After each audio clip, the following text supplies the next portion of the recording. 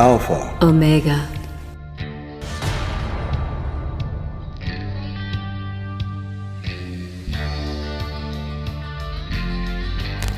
Mark says, I studied Qigong, Feng Shui, and Chinese herbs. I bought the Golden Dawn book a few weeks ago, and it is huge. What would be a good place to start since I'm trying to cram all these studies and work at a full-time job? Okay, that's really easy in your case, Mark. Okay. Okay, you say you study Qigong, Feng Shui, and Chinese herbs. Do you practice Qigong? Because Qigong will serve you in very good stead in your magical practice. Qigong and Feng Shui come from ancient Taoism in China. In fact, the Taoist tradition, the ancient Taoist tradition, has some very interesting similarities with the Western Hermetic tradition. The most important difference being ours has not been persecuted the way the Taoist tradition has been persecuted in China. These days, belonging to Falun Gong or having to do with the, working with the Qi energy can land you in prison in China. Yes. Whereas here in the West, no. So we've been very, very fortunate in that magic is not forbidden, and working with the Lux energy, the God Force energy, is not forbidden here. We're really, really very lucky. And, if certain people have their way, that's not going to be the case for long. There are people that want to not only form a one world government, they want to eliminate religion entirely. And of course, all knowledge of the Lux, all knowledge of what they call Qi or Lux in China, all knowledge of Kundalini, this will all, of course, be repressed if we ever allow worldwide repressive regime to get into power. Yes. So let's hope that doesn't happen. So Mark, I hope that answers your question. Okay, no, it didn't yet. Let's see. The most important thing you should do is continue your Qigong practice. What else you should do on the Golden Dawn side is add in your Golden Dawn practice. And what you should specifically do in the beginning is Kabbalistic cross, lesser banishing ritual of the pentagram. Those two go together. So I just say LBRP, I mean Kabbalistic cross is part of that self-understood. Yes. So you should do LBRP followed by the middle pillar, followed by the LBRP at least once a day. If you do no more than this, you will get maximum results from your time with us for a minimum investment of your time. It's very important because our curriculum, our theoretical curriculum, can be a bit daunting. It's a lot of material. But don't worry about that. You can digest it in little bites. It took me years, and it will probably take you years too. But there's no problem with that. The most important thing, however, is your practice.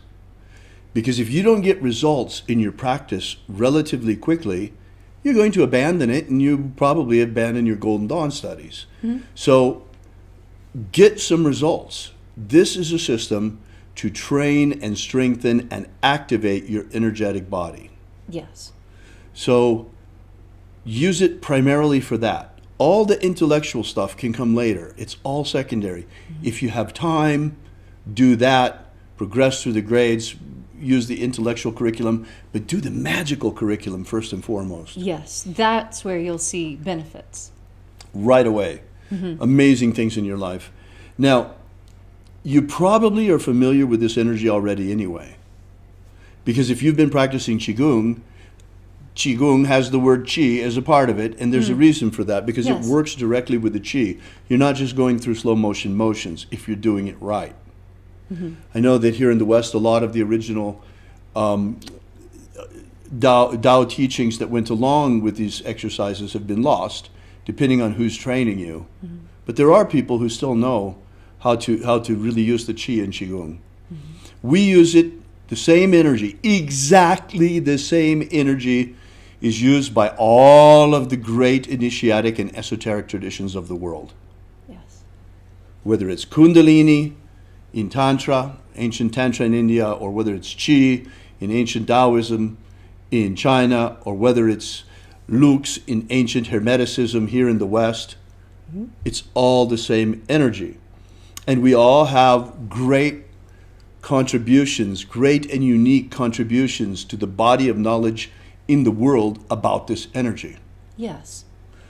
And Taoism has some really interesting things that we don't have in the Hermetic tradition that can be a great complement to the Hermetic tradition in Golden Dawn practice. For example, let's see, and we have some things too that they don't have. Let's start with that. Middle pillar is your absolutely most important practice in the Golden Dawn. The LBRP is to cast a circle before and to send stuff away after. Okay? When you're doing the right of the middle pillar, you are using the magnetism of your body in order to attract more of this chi, more of this lux, more of what I really like to call God force energy, because that's really what it is. It's an electromagnetic energy that comes from the sun, and it's alive. In fact, it is the source of life itself. We live on it.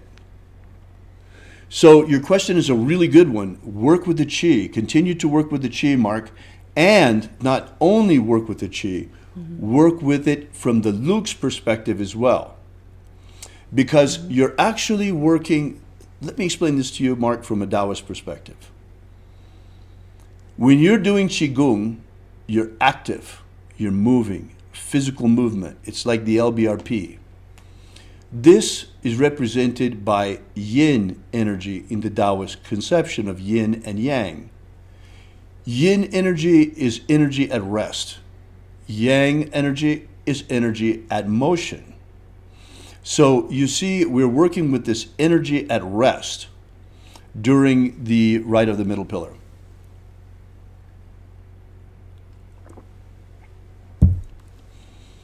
In the universe, in science, we see these things rather than as yin and yang.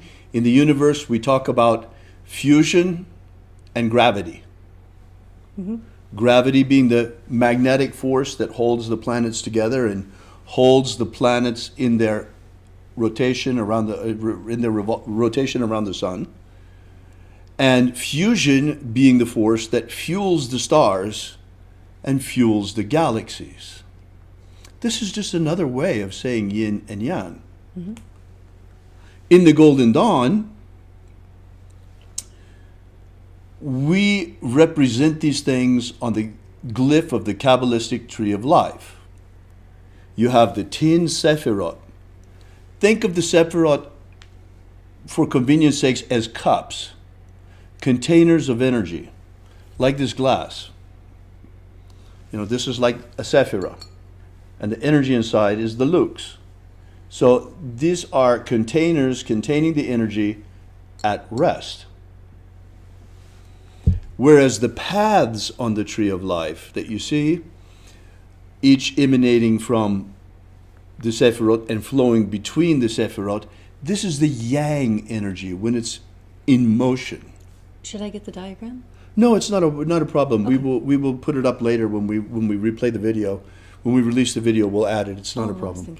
Sure. You guys can pull up on Google right now, Tree of Life. It's real simple. It's really simple to pull up if you want to look at it. I don't have one here set up. Remember, folks, this is not a prepared lesson. We don't do prepared lessons. We do teleprompter free. Okay, you really want to go get it? Go get it. It's so nice. Okay, yes. Seen it yet. Oh, you're right. I see what you mean. Okay, yeah. I know. We were getting ready to do 5 = 6 initiations last week, and we were getting some things out of storage and things. We initiated a whole crew of adepts, and one of the things that we found was something from my very, very early years of magic, when I was creating incredible things to prove to myself that magic is real. And this was so beautiful when I found it. I really wanted to show it to everyone. Here, I'll stand back this way. Isn't this gorgeous? Isn't it beautiful? I was telling Leah, there's a stain here. I used to use it as an altar cloth. There's a stain here and there. So it's, I don't know how we can fix it. So she wants to put it in a under a frame and treat it as an artifact. Of course. Anyway, so that's the tree of life. And that's the symbolism of the energy at rest and energy in motion explained from the point of view of the Hermetic tradition. Mm-hmm. Whereas the Taoist tradition explains these things with a different symbolism as the two forces, masculine and feminine, yin and yang, mm-hmm. science as fusion and gravity. But it's really all the same energy.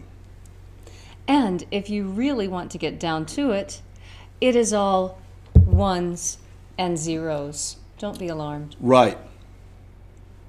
1 and 0. All right. Now, how does this play out in your life as a magician using golden dawn magic? Okay, you're doing middle pillar. Mm-hmm. Middle pillar, you're using the magnetism of your body to work with the yin aspect of the God force energy. Yes. Excuse me for making all of these cross-cultural references, but it's really the best way. It's the best way to explain it. You know, so you're working with this God force energy. You're working mm-hmm. with a passive magnetic aspect of it. Yes. Okay, not the outflowing, shining fusion aspect of it, mm-hmm. but instead you're using the magnetism of your own body to attract more God force. Yes. You're bringing it in. You're like building an egg of light around you mm-hmm. with this. And that nurtures your energetic body. It feeds you. It charges your energetic body. You will notice it's working because you start to get these automatic outrushes of yang energy. Yes, and they feel really spectacular. You know how you're... Okay, so example. I'm in the kitchen. I'm frying bacon. Happy morning, yay, and all of a sudden, whoo! It's like someone has poured a glass of ice water up my back. Whoa! Oh, very thrilling. And then it happened again, and then it happened again. And once you have that first one, and you feel that, whoo, you can make it come again. Right, and Qigong is a great way to learn to direct and control the energy. Another great way is the rite of the Kabbalistic cross. Yes. Because with the rite of the Kabbalistic cross, you are calling the energy from above to below, mm-hmm. from center to right, from center to left, and then you're circulating it around your heart. So this is a way to begin to work with the energy in motion. You're going to want to, over time, bring this energy under the control of your magical will, which means it comes when you want it to, mm-hmm. and it goes where you want it to. You can summon it and you can direct it. For example, one way that we use this energy is to charge a talisman. Talismans are symbolical objects, by definition, symbolical objects that are charged with energy for a specific purpose. Say, for example, you want to find a new girlfriend or a new wife. You could do a Venus talisman, and you could do a Venus invocation, and then you would project, using the sign of the Emperor, God force or Lux or Qi energy into the talisman to charge it, to make it active. So you can take this energy and project it into objects for magical purposes, for example. You can take the same energy. Oh yes, by the way, this is the same energy that they use in Reiki as well. Mm-hmm. You can use this energy to heal, as they do in Reiki. Yes. You can use this energy, well, what most of us do, to be more alive. I want to come back a little bit to the Taoist tradition, because we were talking about some of the things, the contributions that we have here in the West mm-hmm. to what might be the perennial initiatic tradition. But there are some really, really interesting things that come out of the East, and especially out of Taoism. Mm-hmm. To me, it seems that the most important contribution of Taoism to the worldwide initiatic knowledge is this whole science of the meridians of the body and the meridian points. This is something that's by and large missing in the Hermetic tradition, that you find very, very well developed in the Taoist tradition. Yes. Now, this can be useful to you. So we've had one practitioner already of Qigong here talking about their other energetic work in conjunction with the Golden Dawn. Well, Leslie and I are big fans of acupuncture. Yes. Because you can do a lot of amazing things with acupuncture. I always was very skeptical about it until I had problems with my back. I mean, big problems with my back. That was completely eliminated with acupuncture. It's really effective. And then, when Leslie and I were going for a while into Las Vegas to an acupuncturist who's since retired, a very elderly gentleman, he was really, really very, very good from China, was really, really very good with what he did. And one of the things that I was doing was I told him, okay, I'm going to be in a Tai Chi Chuan competition. Just imagine that I am a competitor in a Tai Chi Chuan competition, and I want you to tune up my Chi so that it is working in optimal condition for the competition. Oh, no problem. So I entered into this regimen of Chi tune-up. My goodness. Talk about a boost to your energetic development. This can be a very powerful adjunct to ritual magic. I just thought I would mention it on the way. As a student of both Eastern and now Western spiritual arts and practicing HOGD, I want to retain my Eastern practices. Is it okay to meditate with my Eastern mantras at the same time as LBRP and Middle Pillar? Should I separate by time? I don't have a lot due to work schedule. Is it advisable to practice japa, repetition of the mantra, all day long as I normally would have? How does one reconcile East-West practices into one? Can I take this one, having done it actually? Please. Okay. I spent many years in Hindu temple, chanting many, many mantras on a regular basis. It is best to suspend the chanting, the internal chanting practice during the duration of what you're doing in the Golden Dawn.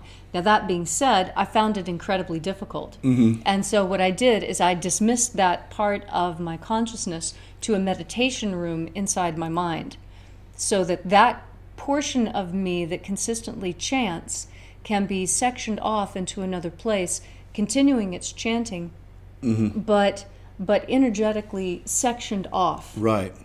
Because I understand if you've had a mantra practice for a long time, right, it's really hard to shut it off. Right. It really is. And some people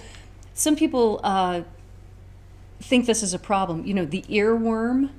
People who get earworms. Okay, a mantra is an earworm of your own choosing. The Om Mani Padme Hum earworm is beautiful to have, and it can actually overwrite other earworms you may have. But earworm is exactly equivalent to mantra practice, and so treat it the same way. If you can't shut it out any other way, put it in its own room. But I encourage you to learn how to shut that off. It's part of a powerful sovereign mind and an adept magician to be able to turn keys and lock things, and this energy comes on now, and this energy goes off now, and I'm doing this. Right.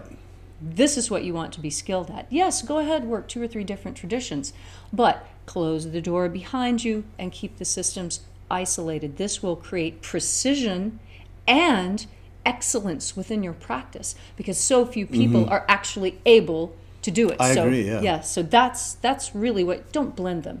Instead, be rigid, keep them definitely separate, and you'll notice an increased power by doing that. Very good. Thank you, Leslie. That's very similar to what I wanted to say.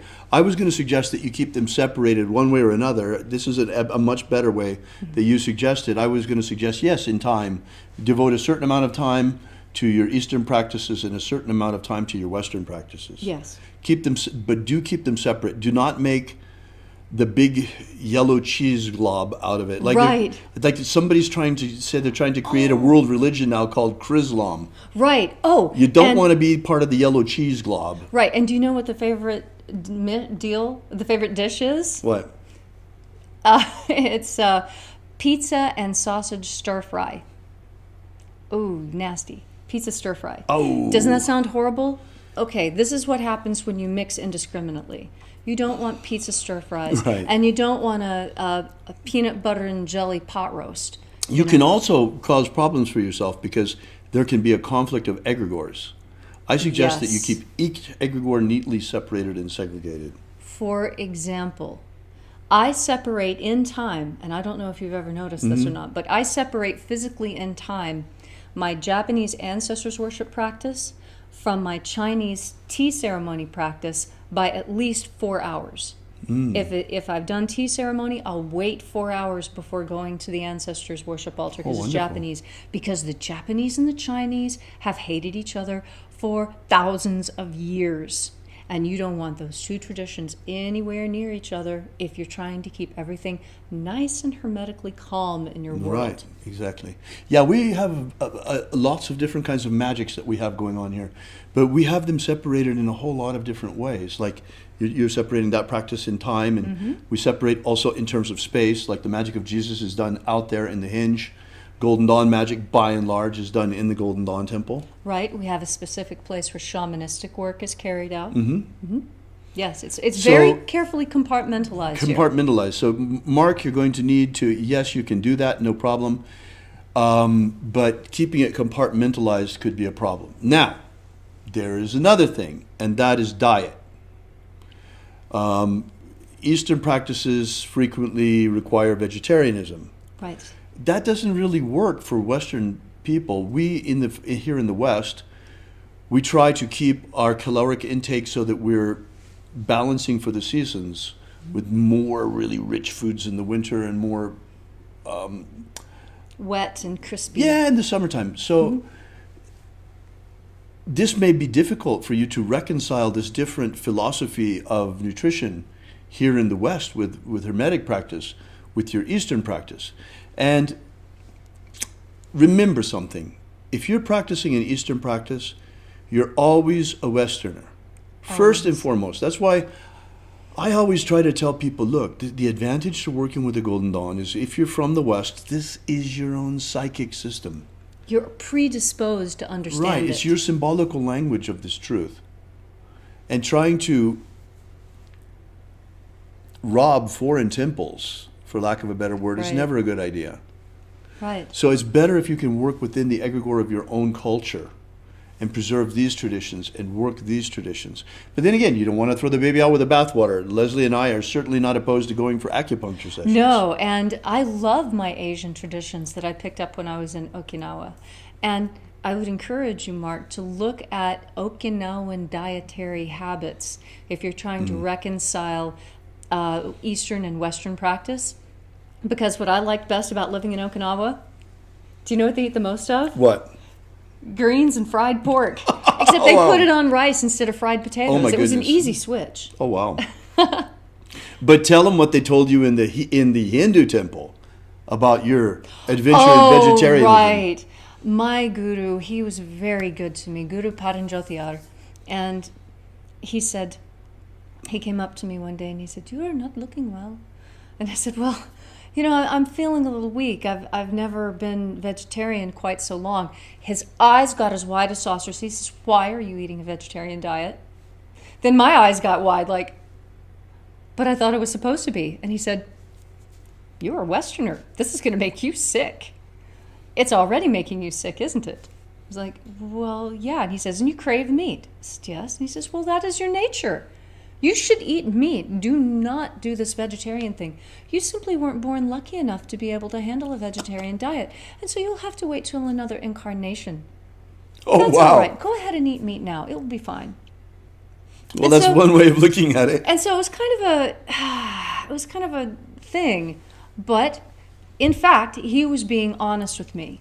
And he was telling me something that nobody else really had the nerve to. And he was saying, "Hey, you, Western lady, What are you doing in our temple? You're not one of us. Try again next time, but for now, you are not in the kind of body that can handle a vegetarian diet. So please, do not hurt yourself. Wow. And that's how I continued. I would eat the vegetarian food there, and then as soon as I left the temple, I'd head home for a steak, because this is what I need. I am a very, very Western person. And the more I studied the Eastern ways, the more I realized that I was just ignoring my own home. And the way of Hermeticism is the way of balance. We try to have balance in all things. Yes. And so we're not strictly vegetarian, but we don't necessarily eat meat all year round either. Right. So it's a middle way. Right. It's the way of temperance. It's the way of a little bit is good. Well, the way we used to say it in my family is, enough is enough, and too much is nasty. Oh, wow. The Illuminati have cast a powerful spell on the peoples of the earth. And while many still sleepwalk like zombies in a trance, they have prepared everything nearly to enslave humanity under a new world empire. Of our hearts, the power of our magic, and the strength of our numbers, we still can break the spell put on our people. We're just a ragtag bunch of magicians armed only with the power of our prayer and the power of our faith and the power of our magic. But whether you be Christian, Jew, Wiccan, pagan, magician, shamanic practitioner, or any other stripe of spiritual warrior of humanity against this evil falls to us. So we, who now, to stand with us against the rising darkness, because you're our only hope.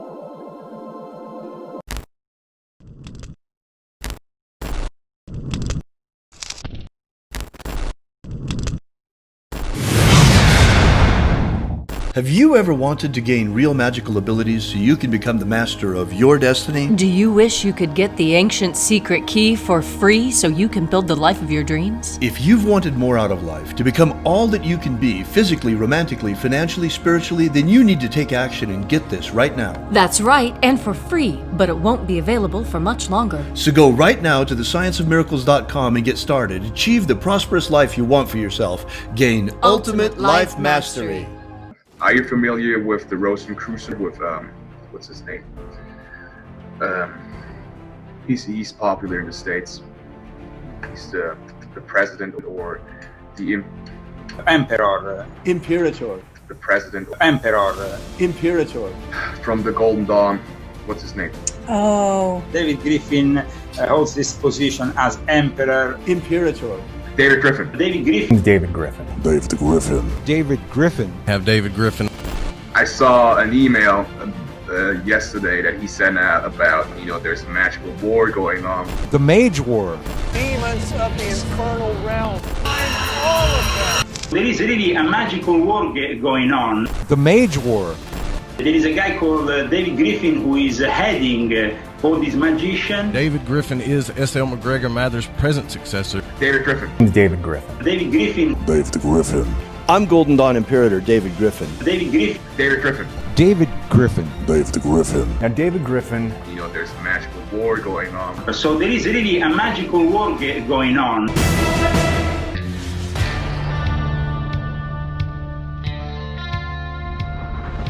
Alpha Omega.